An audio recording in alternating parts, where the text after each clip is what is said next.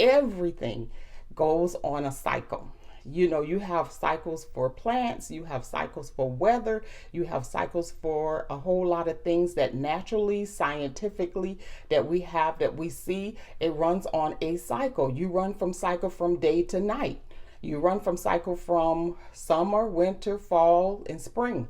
Well, guess what? Your life actually runs on cycles.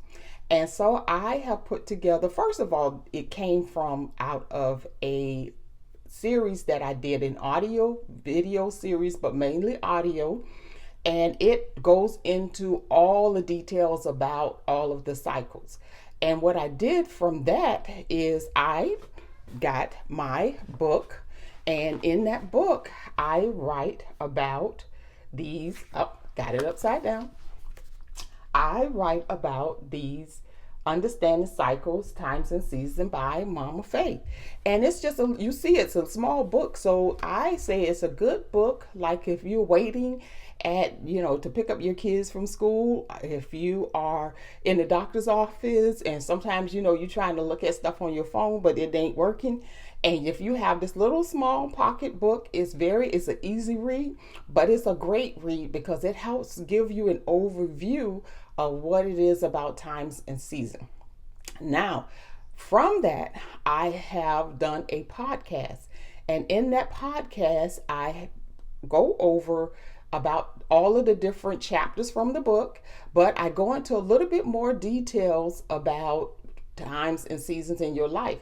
So the last episode that I just dropped was about working relationships.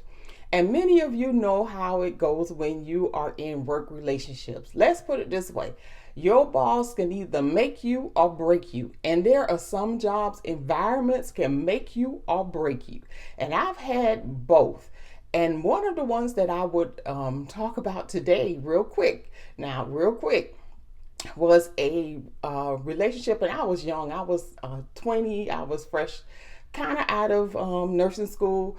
I was an LPN at the time, and I used to work at this place, this little small hospital. It's not even open anymore.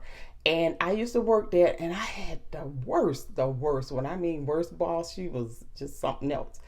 And what happened was I worked with a bunch of people who looked like me, and they were CNAs.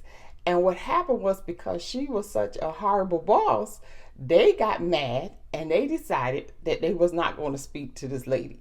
And every time her or one of the other nurses would speak to them, they would not answer.